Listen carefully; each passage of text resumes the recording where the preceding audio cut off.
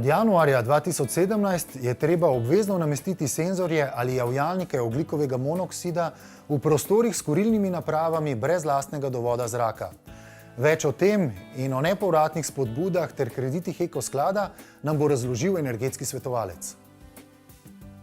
V zadnjih letih se v Sloveniji občani večinoma odločajo za zamenjavo obstoječih peči z toplotnimi črpalkami, se pravi toplotnimi črpalkami zrak, voda oziroma zemlja, voda, ali pa z kotli na biomaso, se pravi kotli na pelete ali na polena, v nekaterih primerih pa tudi z kondenzacijskimi kotli na zemeljski plin, če imajo možnost priključitve na zemeljski plin. Priporočljivo je, da se pred zamenjavo ogrevalnega sistema tudi hiša toplotno sanira, se pravi, da se toplotno izolirajo zunanji zidovi, zamenjajo okna in izolirajo tudi podstrešje. S tem bistveno zmanjšamo toplotne izgube objekta in lahko potem izberemo bolj optimalni ogrevalno napravo. V tem konkretnem primeru se je občan odločil, da zamenja kotel, ki ga je do zdaj imel, ogreval se je na kurilno olje in je vgradil nov kotel na kurilno olje in novo toplotno črpalko zrak, voda.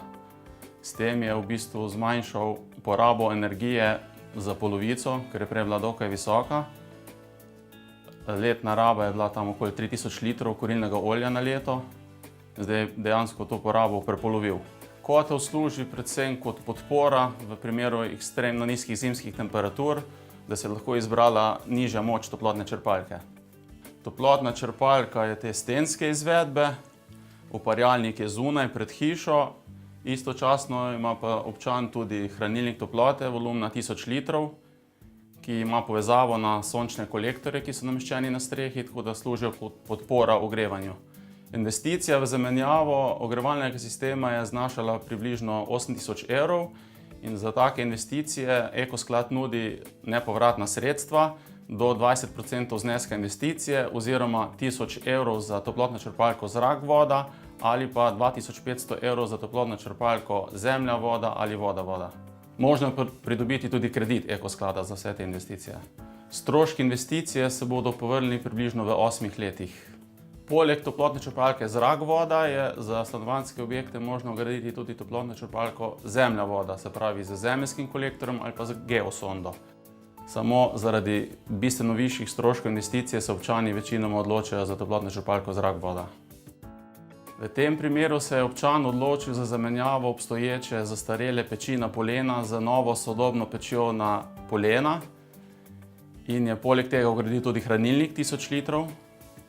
Zraven ima pa kot rezervo tudi kotel za kurilno olje za primer, da so daljši čas odsotni.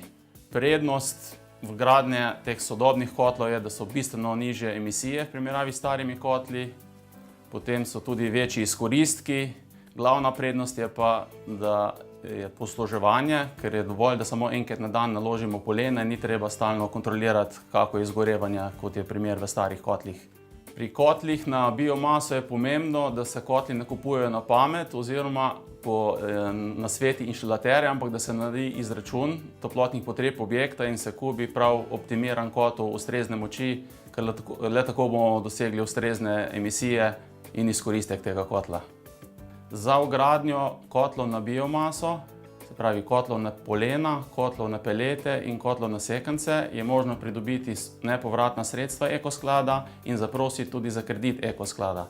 Subvencija znaša do 20% investicije oziroma do 2000 evrov za investicijo. Pomembno je, da občani na Ekosklad pošljejo vlogo z vsemi prilogami pred izvedbo naložbe. Opozoril bi še, da je v prostorih, v katerih je vgrajena ogrevalna naprava, ki uporablja zrak iz prostora, od januarja 2017 obvezna vgradnja senzorja ogljikovega monoksida. Za informacije vezano na nepovratna sredstva Ekosklada se lahko občani obrnejo na eno izmed pisarn En-sveta po Sloveniji. Vse dodatne informacije oziroma karakteristike naprav, ki so zahtevane, pa so na razpolago na internetni strani www.ekosklad.si.